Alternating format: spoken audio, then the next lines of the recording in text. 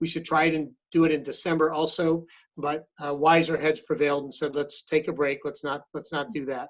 So we're really excited, Constance, that you'll be finishing this term for us. And then we have an exciting set of speakers slated for the spring.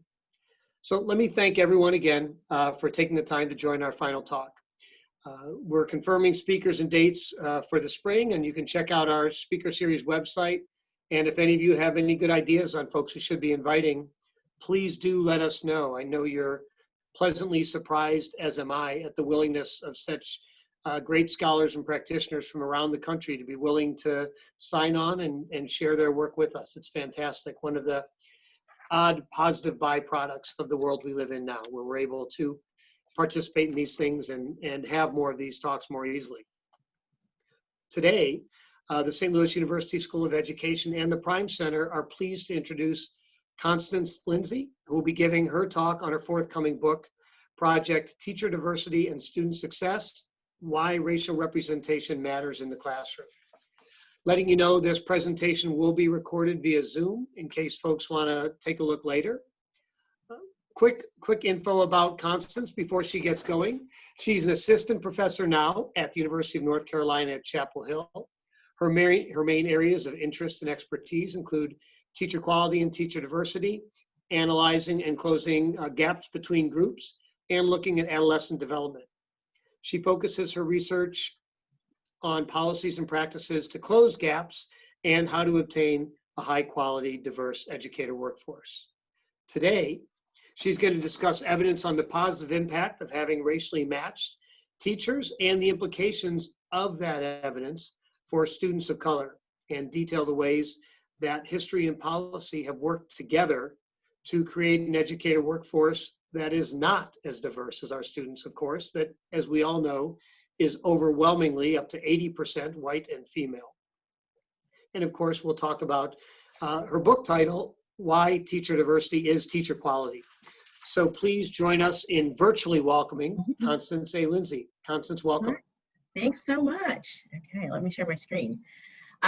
So I'm going to give an overview of some of the research that I've worked on, and then I'm going to give you some policy prescriptions from the book. So I'm super excited, and here we go. Can everybody see that? Yes. Okay. Great. So thanks for having me today. So as I said, I'm going to just give an overview of some of the studies that I've worked on, some of the policy work, and then we'll end with some discussion about where to go from here. So just to give you a little bit of background on sort of why I got interested in this work. So I'm relatively unique amongst academics in that I sort of didn't leave my PhD program and go straight into academic job. I actually spent some time working out in the field. I worked for the Chancellor's Office of DCPS, helping to implement the impact system for special education teachers, so evaluation. I worked at a research organization where I worked for the REL, Appalachia, and did some work for the Virginia Department of Education around pay for performance in teachers. And then I also did some work for the Delaware Department of Education, helping them to implement legislation around raising the bar for teacher prep candidates. And it was through that work that I sort of became obsessed with this question of teacher diversity, because it became apparent to me that a lot of the policies that the department was trying to implement under Race to the Top would have negative impacts on Black teachers, potential Black teacher candidates, and in particular on the state HBCU. So I got super interested in this question of the role that Black teachers play in terms of how they impact student outcomes, and how our policies and practices might sort of undermine this goal of creating the high quality, diverse workforce that I think we want and need. So just to give you some background, as Gary said, the teaching workforce is largely white. This is taken from a data visualization that I did when I was at the Urban Institute, which is where I was right before I came to UNC, or went to UNC. I'm not there, but I'm there, I'm here. And this is basically census data that captures individuals ages 25 through 34. And so this kind of shows the state of the workforce, right? And most places look something like this, although there is geographic variation. In North Carolina, this has the sort of racial composition of the workforce has remained largely flat over time. And actually, I have another chart where I pulled this all the way out to the present day, but this is taken from an older paper. And so you see this sort of similar pattern, right? White teachers are overrepresented compared to white students. Black students are, Black teachers are underrepresented with regard to Black students. And you have these growing numbers of Latinx kids who basically have no Latinx teachers. And so these are, like I said, they might vary geographically, but they're pretty similar across many of our states. The other thing that we see is that there just are gaps pretty much in every district. So there isn't a place, in particular North Carolina, where you see sort of parity, right? And we even find that in some of our studies that over 50% of the Black kids in North Carolina in the sort of 2010 to 2020-ish period never have a Black teacher. And so we find ourselves sort of wondering why and how and why does this matter? So just to give you an overview of some of the research that I've done. We know that Black teachers matter, right? In particular, there's now sort of a cottage industry of these papers that show that having a Black teacher matters for short-term outcomes, such as test scores. And then I have a paper with Cassie Hart, who's out at UC Davis, where we show that having a same-race teacher, in particular for Black students, is related to lowered rates of exclusionary discipline. So things like in-school suspension, out-of-school suspension, and expulsion. So basically the things that take you out of the classroom. I'm going to talk a little bit today about a paper that I have with a bunch of colleagues about the long-run impacts of same-race teachers. And sort of the punchline to that paper is what drives some of the policy recommendations that I'll talk about in a second, or in many seconds. And so I've kind of already talked about the motivation, but we know that the racial composition of the teaching workforce is just dramatically different than that of the student body. But there's a ton of work that tells us that teachers affect long-run things. They are very important in students' lives. And so our sort of thinking around this was that sort of these long-run race match effects might suggest some channels through which teachers have impacts on students' lives. And so in this particular study, we just asked the simple question, do same-race teacher effects extend to long-run outcomes, such as high school graduation, college intent, enrollment, and graduation? And then if we sort of find these things, why might this be the case, right? What can we learn about the role of teachers, and why might we observe these effects? And so basically in this paper, we use two different data sets and two different sort of strategies for answering these questions. So one data set is taken from the Project STAR experiment out of Tennessee, so it's older. It's a sample of relatively poor students in schools in Tennessee. So this is a 1986 cohort. And then we also use data from North Carolina, where we look at sort of younger kids, but if you want to feel old, these are people who were in third grade between 2005 and 2010, who we now can observe whether they dropped out of high school and signaled that they were going to attend college, okay?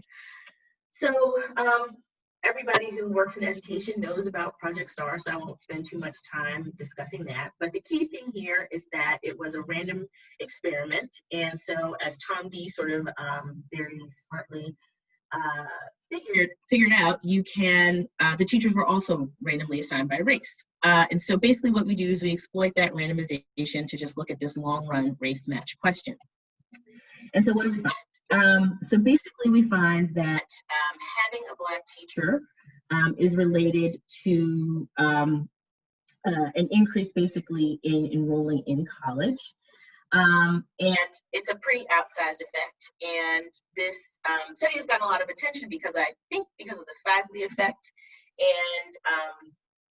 and compared to sort of other educational interventions where people are trying to close achievement gaps, this is sort of a no-brainer, low-cost option, right?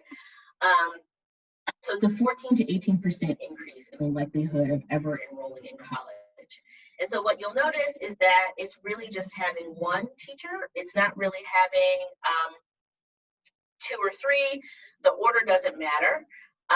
And so this is why you'll hear people say, they'll quote us and they'll say it's having at least one Black teacher. Makes a big difference for kids' lives. Then we also find impacts on things like SAT and ECT taking, and then matriculation into community college. So we find, so we test also for dosage effects. So like I said, we look for things like if it matters if you have 2 Black teachers versus 3, and we don't really find much there. So, but there's limited, we're limited in terms of the things we can do because the STAR sample size is not that large. So then we turn to NC, where we basically replicate the STAR findings with a sample of 100,000 Black kids who were in 3rd grade between the years of 2005 to 2010. And so what we find is similar results, right? So for persistently poor Black boys, if you 1 standard deviation increase in the percent of Black teachers reduces both the dropout rate and increases their intent to attend college. What also gets lost in the sauce here is that there's no effect on not poor children. So basically the way that we define persistently poor are kids who are on free and reduced price lunch the whole time they're in elementary school. And so this is why we speculate that perhaps there is a role model effect. Perhaps it is seeing a college educated person who you share an identity with that makes a difference for you. So this is the chart where we're basically just showing that, you know, approximately 50% of those Black 3rd through 5th graders in North Carolina never had a Black teacher during that time period, which I found kind of surprising. I guess I have my own priors about sort of how the state works. And so we find pretty convincing evidence that having a Black teacher really matters for Black students, and in particular matters for these persistently disadvantaged young Black men. And so that's also going to drive some of the policy recommendations that I give to you in a second. And so we try to do some experimenting and thinking, or some thinking about sort of if it's a role model effect. And we can come back to that in the question section. We've gotten some pushback from that because this is administrative data and you can't necessarily see what's happening, but we can do some speculating. Okay. So what are we going to do about it? There are some systematic barriers to teacher diversity. So one piece of this is that it's just an access issue, right? We know that you need a BA to be a teacher. And so our work shows that a big piece of this is just the low numbers of diverse college graduates, right?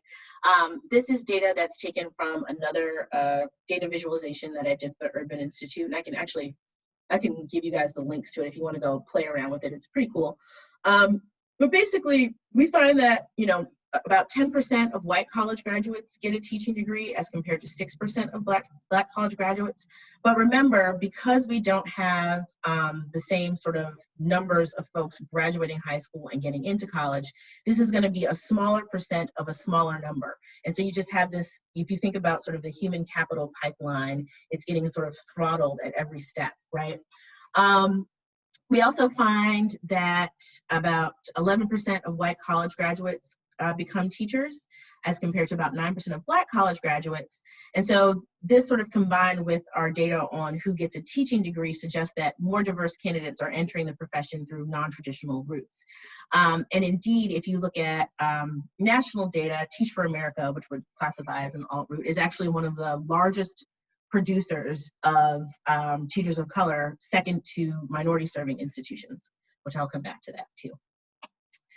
Another thing that we sort of talked about, this is another data visualization from Urban that uses iPads data, and you can go, I never stick, if I give this talk, I never stick like the school where I'm talking, I always pick something sort of randomish, and I never pull up UNC. But most teacher prep programs are not diverse, and so basically what we're doing here is we're saying, sort of comparing your College of Education or your set of education programs to your larger student body.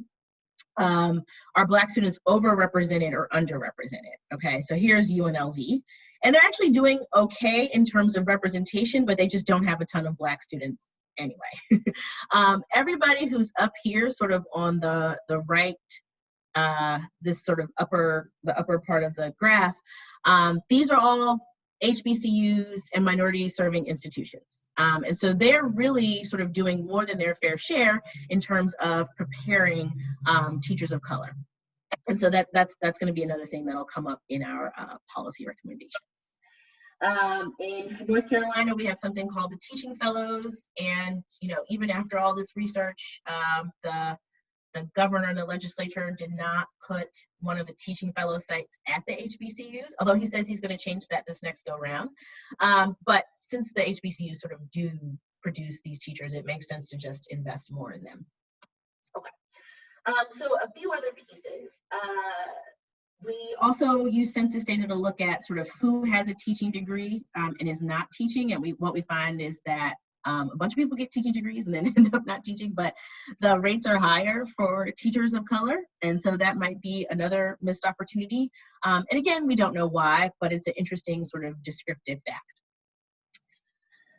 We also find that unemployment rates are higher for teachers of color, even though unemployment rates for teachers are relatively low. And so again, we might ask ourselves sort of what's happening sort of towards this other end of the human capital pipeline. So these studies have gotten a lot of attention. I actually put up, there was this really cool cartoonist, a Black cartoonist, who put our study into cartoon form, which I thought was neat. And basically he's saying that he had a substitute who was a Black man and who was an aspiring cartoonist. And so that inspired him to become a cartoonist, which I thought was pretty neat.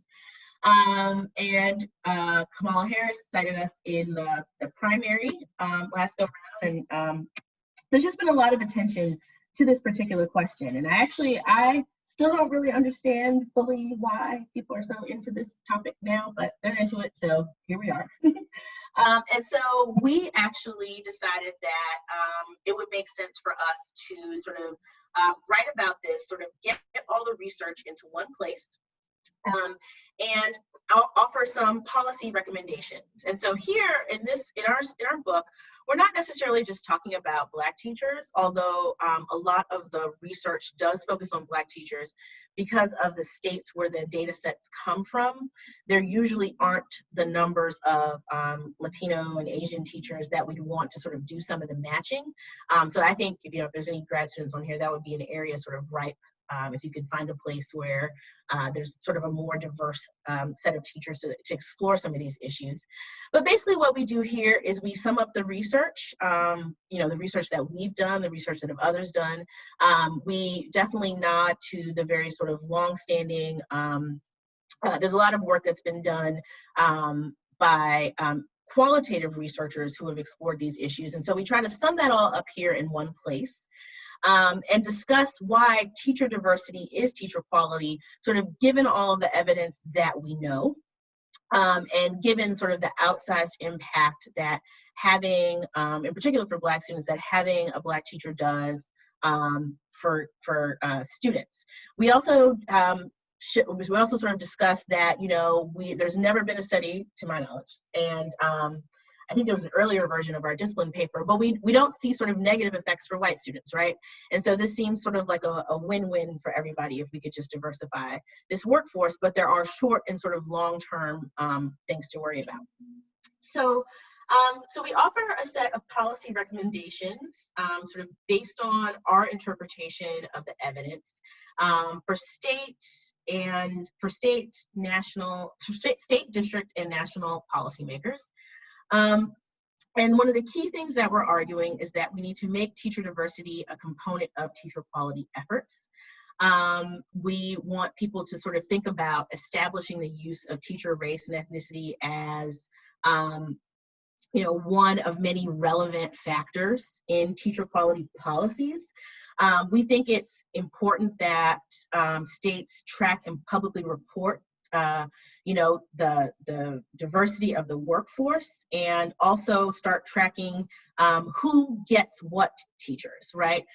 This is surprisingly something that's not necessarily easy to find in a lot of places, but it's critically important sort of given what we know, and it really determines how you might make particular policy decisions.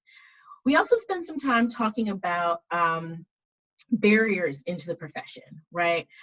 We talk a lot about how teacher licensure requirements and licensure exams themselves show achievement gaps, but are not necessarily related to eventual teacher effectiveness. And so we might want to rethink who we're excluding from the classroom and why.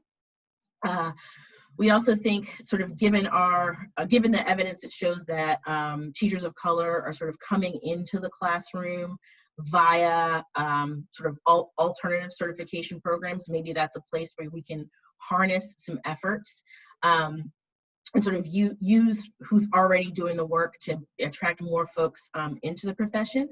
And there's plenty of examples of people sort of starting programs like these. There's a program in New York called NYC Men Teach, where they focus on getting men of color into the classrooms, and they sort of cite our research as one of the motivators for starting that program. In North Carolina, there's an organization called Profound Gentlemen that focuses on both recruiting and really retaining men of color in the classroom, and helping them to get trained for leadership. And so we think there are lots of promise in those sorts of programs. We spend some time talking about the potential benefits of grow your own programs for a number of reasons.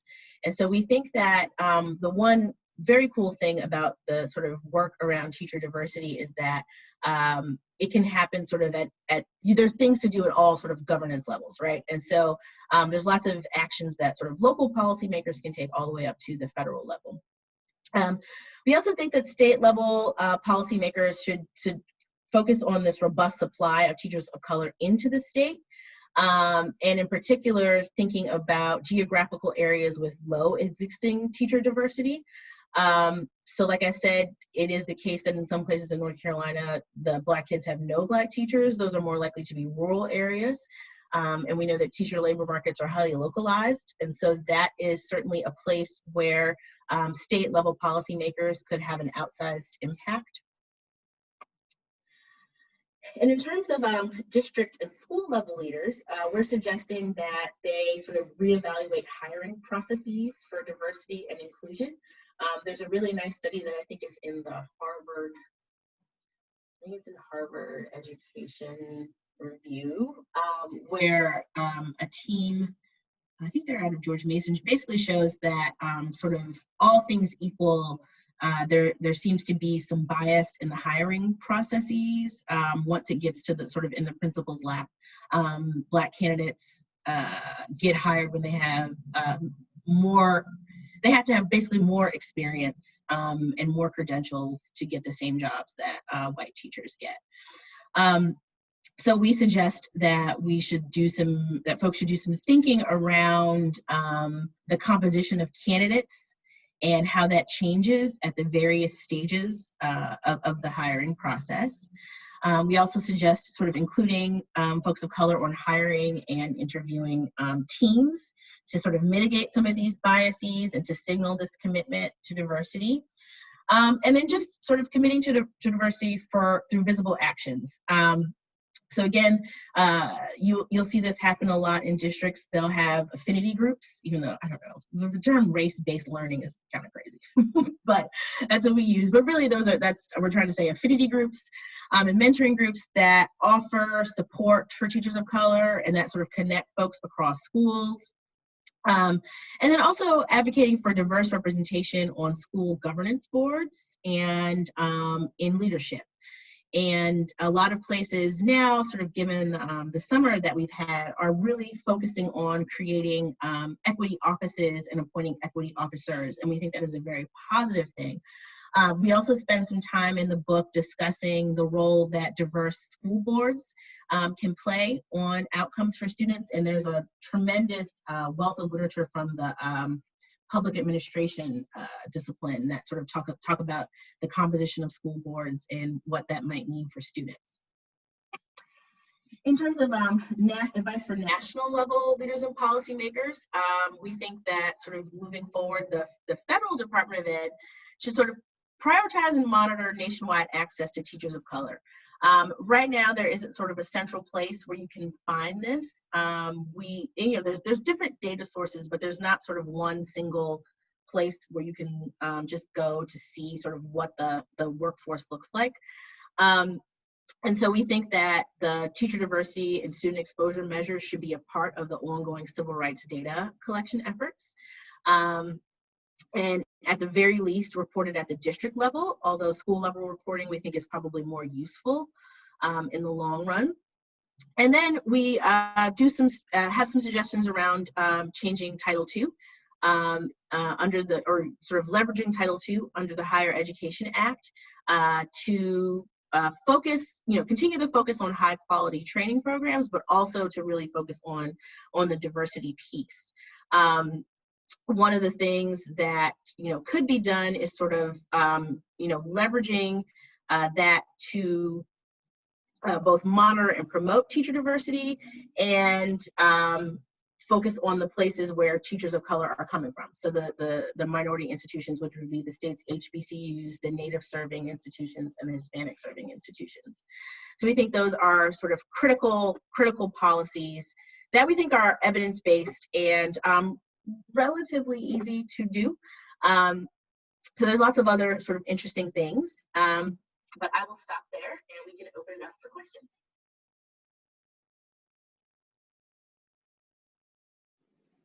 Thanks, Constance. I really appreciate your really concise delivery of the paper and the policy recommendations in your upcoming book and all of that. This will be a great time. We have lots of time left for questions. Do you want to pull that slide down? Then we can see people. Yeah. Thank you. Anyone want to jump in? Merlene, we're a small enough group. Would you do your own? Would you say your own question, Merlene? Or I'm happy to read them off chat if you would like. But thank you. I am more than happy to. Constance, thank you for your meaningful work and for sharing it with us today. Addressing the barriers to teacher diversity within the traditional route that you mentioned, how do we invite a more diverse population of students to undergraduate teacher ed programs in addition to the Grow Your Own programs? Yeah, so that's a great question. So some of the evidence, which we talk a little bit about this in the book. So I think it might be related to increasing diversity of the faculty in these places. But moreover, a lot of the qualitative evidence around sort of who goes into teaching talks a lot about sort of the social justice motivation that students of color might have, and that not necessarily being reflected in the curriculums of a lot of the traditional programs. And so I think there's some overhaul and thinking to be done around the integration of things like culturally relevant pedagogy, critical race theory into the broader curricula of these schools that might make it more attractive for students. And I think when I think about some of this teacher diversity stuff, it's like the challenges that the teaching profession has. It's just sort of one spoke of the umbrella, right? So anything that sort of the larger profession is going through, it just hits harder because there are lower numbers of diverse candidates. And so, to the extent that we can do more to attract all undergraduates into teaching, I think there's a lot to be done there. But I think that's a great question. I think it really has to do with sort of curriculum and diversity of faculty. And another thing that we talk about too is just this idea that we might want to think about sort of expanding the pipeline rather than sort of fighting over the same set of kids for all the different jobs. And so that might be through the training of paraprofessionals who tend to be more diverse. I have a very short piece it's still up on Urban's website, where we look at the diversity in the early child care and education workforce. And basically we do some thinking about making sure that if you for example, require that everybody has a BA, you don't then kick out a bunch of people who are already in the classroom, right? So maybe there's ways we can train paraprofessionals, or we can train people who are sort of already working in the field, who tend to be a little bit more diverse. But yeah, I think that's a great question. But there's a lot of work to be done there. Thank you. We are lucky that this talk is perfectly timed. We have several of our faculty who are engaged in the curricular redesign of our undergrad program right now, trying to build a program that is more appealing to all students and to a diverse set of students. And so they're thinking through these issues just as you're talking to us about them. Oh, great. Kayleen, jump in. I'm going to follow up on that. Like, I'm one of the people helping to rewrite. Do you know of programs that have paraprofessional training elements at the university level? Do you know of programs that we could look at? I actually do not. Off the top of my head, I do not know. Yeah, it's something we have been talking about, but no, I don't. It would be super interesting if somebody were to start that. Yeah, but I think that's an area that's sort of ripe. It seems like kind of an obvious thing to do, but yeah, I guess it's not super obvious because I don't know. And I think right now states will have their own little certification deals, but you don't end up with any college credit. So Right. Yeah, and I think, I don't know, I want to say there's some grow your own program somewhere that might do something like that, but I can't remember off the top of my head. Yeah, that's a great question. okay, thanks. We're doing something similar, but not identical to what you described, I think. Our MAT program, which is like a localized TFA, so we go out and find folks with BA degrees who want to, we have about 20-ish students entering that path this year, and several districts used that opportunity to send their parapros who had BAs, but long-term subs or paraprofessionals or teaching assistants, they're getting alt certified in this program, so they're able to move into a classroom teacher role as compared to a parapro role. So that helps a little bit, but it doesn't help for the non-BA holders. Right. Yeah. That's great. What other questions? I have a question. So one of the things I've been thinking about with respect to this is like the amount of time that it might take to get to the level of representation that we want, and what, if anything, your work or the work that you've been engaged with in the literature is saying about what we should be doing about like the educators that we have now. Because one way of looking at it is that we need more diverse teachers. Another way of looking at it is like our current teachers aren't doing enough, right? Yeah. And so I don't know what your thoughts are on that. Yeah, so we do spend time talking about sort of this difference between what to do right now and then sort of what to do to affect things in the future. And in particular, we talk about retraining or training white teachers.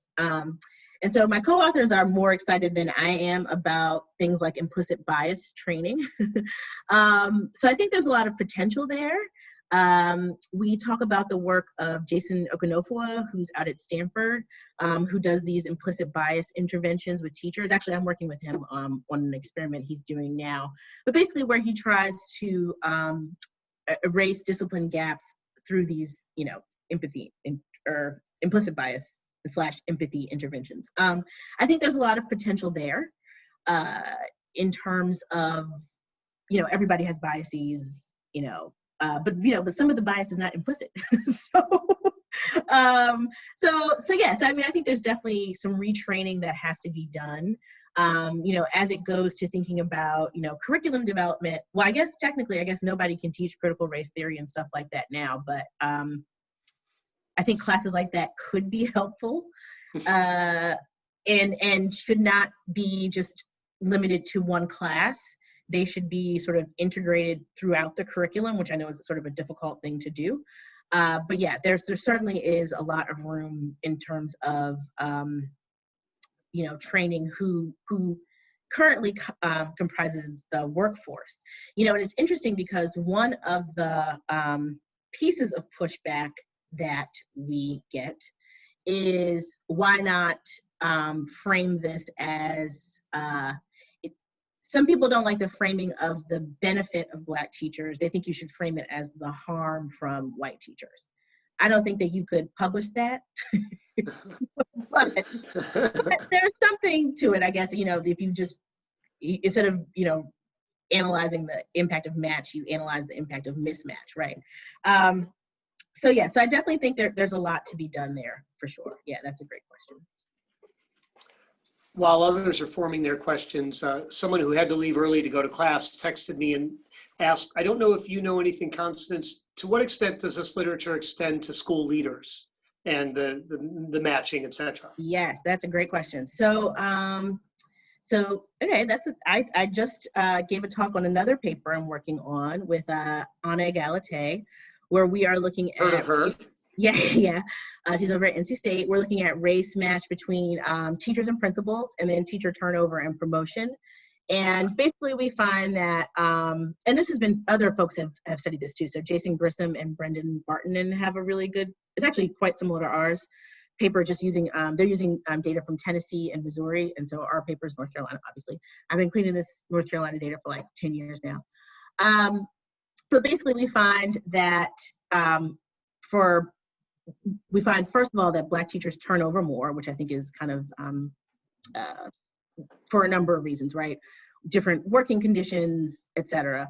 But we find that having a Black principal mitigates that higher turnover rate. It doesn't sort of close that gap, but it makes it better, even sort of controlling for various school culture things. So actually my hypothesis was that sort of there would be no relationship sort of once you take into school characteristics, but we find that there is something there sort of over and above school culture. So there's a few papers that do that, that also make use of state working condition surveys. So that's also what we're trying to do in that particular paper. But yeah, I think it's an area that is also ripe for research and discussion, just because, if we're going to spend all this time sort of getting folks in the classroom, we want them to stay in the classroom. And I think we talk about it in the book, but Travis Bristol has some really nice pieces where he talks about how Black male educators might be promoted into things like dean of behavior sort of early. He also has some nice stuff where he talks about, how being the only Black teacher at a school, sort of precludes you from getting social capital to get promoted and things like that. So I think there's definitely an opportunity there to sort of explore the leader question as well. Yeah, it's great. Good. Thanks, and thanks for letting us know there's Missouri data out there on that. We should be on top of that. Yeah, I think they're using, there's a working condition. I think the working condition survey they're using, I don't know if it's from Missouri, that might be from Tennessee, but that paper definitely uses Missouri and Tennessee data. So, wow, okay, yeah. Great. I'm not monitoring the chats, so we can just pop in with questions.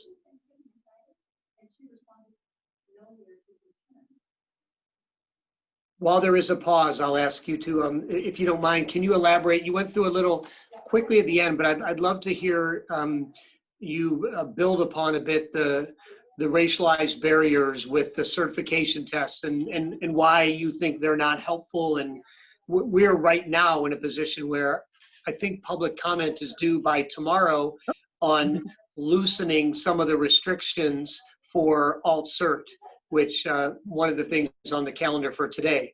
But it would be helpful to hear more about that. Yeah. So I've done some thinking about this, and I think Mike Hansen, who's one of the co-authors, has also written a little bit about this. Just this idea that, you know, when you add sort of barriers to entry that themselves have achievement gaps, you're going to sort of preclude people coming into the classroom. And so in industrial psychology, randomly I read about this, it's called the diversity validity dilemma, right? So in sort of the larger workplace literature, very often the most valid measures of sort of predicted performance also have these gaps. I think where it breaks down for teaching, though, is that a lot of the things that we use don't predict eventual effectiveness, right?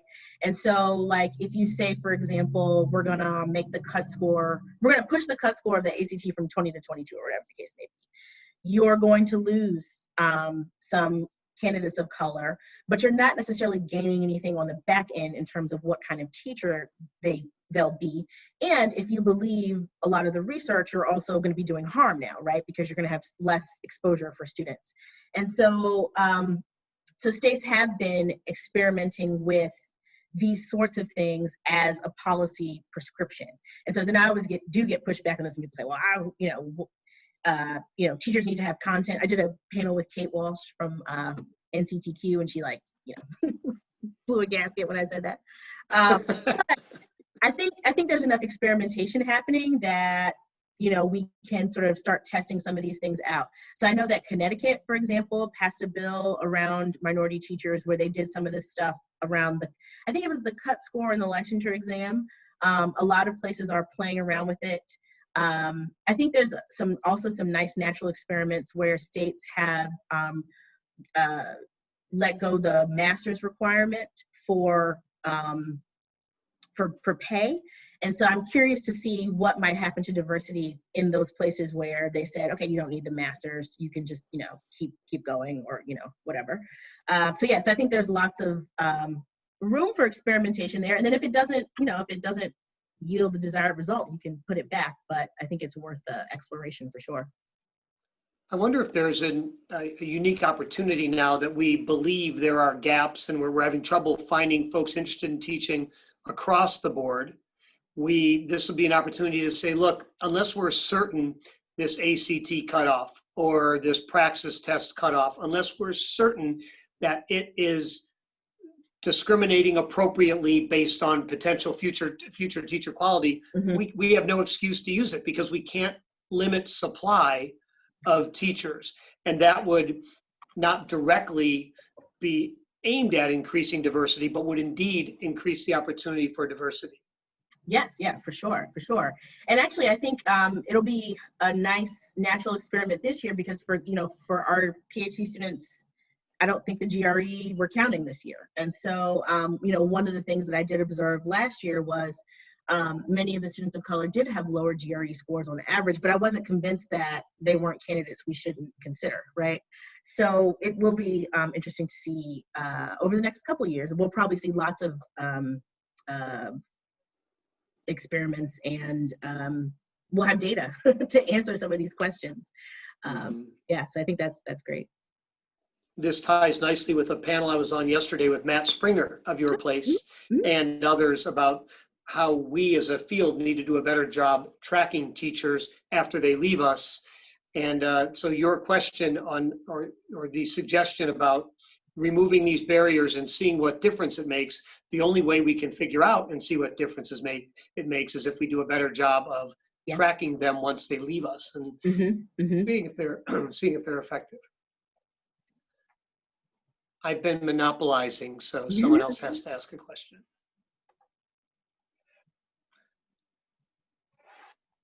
Although we're also getting near time, and we were talking earlier, no one hates an extra minute or two. Marlene's gonna jump in. Yeah. I'll jump in if that's okay again. So in your work, Constance, what universities have you come across that have been successful in drawing that more diverse population to their undergraduate ed programs, and or been successful in preparing equity-minded teachers with that commitment to social justice? Well, none of the flagships do a good job. Hopefully my dean is not listening. I can actually send you that data visualization. You can play around with it. Yeah, that's a good question. I don't think I have any great examples off the top of my head. I want to say there is some great work out of like San Francisco State, where they're preparing, teachers sort of with the critical race theory lens, cultural development, pedagogy. Yeah, so I think that's kind of all I'm aware of. But yeah, none of the flagships are doing their fair share. Yeah, so yes. Thank you. Hopefully soon we can be on your list. Oh yeah, you're so Right. if you can go pull it up, I'll send the link around so you can Thank go you. play around with the data. Yeah. Thank you. Following through in Merlene's question, we're in the process in our undergraduate curriculum rewrite of looking to partner with aspirational universities who are developing weaving by anti-bias issues and that sort of thing throughout their undergraduate programs. And so would that mean that can you think of somebody besides San Francisco State that might be a good conversational partner for our team? Yeah. So not from the. I'm going to do some thinking about colleges or schools of education, but there actually are some districts that are doing really good equity work, and in particular, thinking about pipelines. So Long Beach, what's up with the Cali people? So Long Beach Unified does some really great equity stuff. If you look up the districts who were involved with the Wallace Foundation's principal pipeline, they're also doing another effort where they're now thinking about how to infuse equity into those pipelines.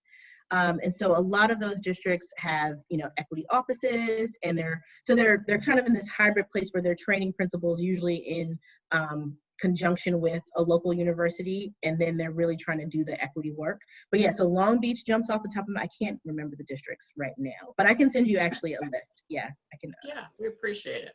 Yeah. That's an interesting but not fully surprising point, right? That the folks who are really engaged in this are the ones for whom it really matters today. Right. I mean, Yeah. Ideally, we should be doing this. We should be putting out teachers who are able to operate effectively in today's schools. But who really needs to make sure that teachers need to operate effectively? The school districts who have Right. them. Mm-hmm. So Mm-hmm. that makes sense to our committee here. We should be reaching out to some of these. The folks in the school districts probably have as good advice as anyone does on these areas. Yeah, and it's fascinating because like at UNC, we don't train undergraduate teachers anymore. So there can be, and I don't know when that changed. I'm assuming it was relatively recently, like in the early 2010s. So there's like a 5-year program where you have content and a few people can do like a MAT. But we don't even do the BA preparation anymore, which I think is an interesting choice. So I think it's just a reflection sort of the beating the profession has taken. But I think there's also a lot of opportunity too. Are there any last questions? I have another one, if you don't mind. Yeah. Please. So I was wondering if you're aware of any literature that looks at the student perspective on why, like, teacher race matters. In part because I have a doctoral student who's embarking on a dissertation on the topic, and she's really interested in that student perspective and is having kind of a hard time finding literature on the topic. And I'm hoping that for her that means that there's not much out there and she'll contribute a lot to the literature, but I want to make sure we're not missing something important.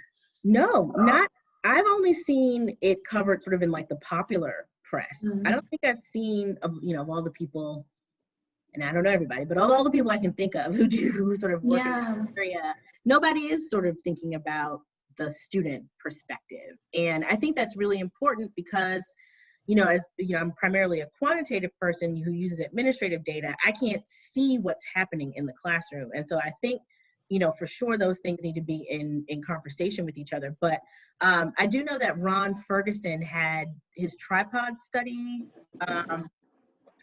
where the students, I think, just talk about school culture, and then there's some stuff you could do with race, but that's all I'm aware of. Yes, I think that would be a great, you know, a good research question / agenda, is really understanding student role and the mechanisms, because we can't really speak to those. Yeah. Absolutely. Thank you. This talk and the conversation is super helpful to, I think, our graduate students as well. We're going to, on top of our practitioners who are trying to build a new curriculum, I think our graduate students, in just seeing the way, just the discussion you both had about, is there an opening in this field? How can we add more? Where should our students be looking for valuable questions that need answered? Because probably a lot of grad students enter and say, I really care about the experience of Black students in the classroom, for example, or teacher-student matching. But this conversation might make them aware of, here's an area where I could really jump in. I like qualitative work and make a difference. So thank you for that. Yeah, no worries. And we don't need any more match papers, I don't think, at this point. You don't need one. Although from they Michigan made or a big Arkansas? important splash a few years ago when they first started documenting this thing, we all were quite certain intuitively was the case. It was nice to have numbers attached. Yeah, no, but I mean, people can still do that, but you know, I don't know that I want to work on any more match. No. It's the beauty of being an academic. When you get bored, you can move on to the next thing. Right, yeah. Well, this seems like a good time to send people back. It's 12:55. It's almost like it was a class period. So the bell's about to ring. Constance, thank you so much for spending time with us. This was very, very informative, and I think helpful for both our faculty rebuilding our curriculum and for our graduate students thinking of how they can contribute. Yes, awesome. Thanks, guys.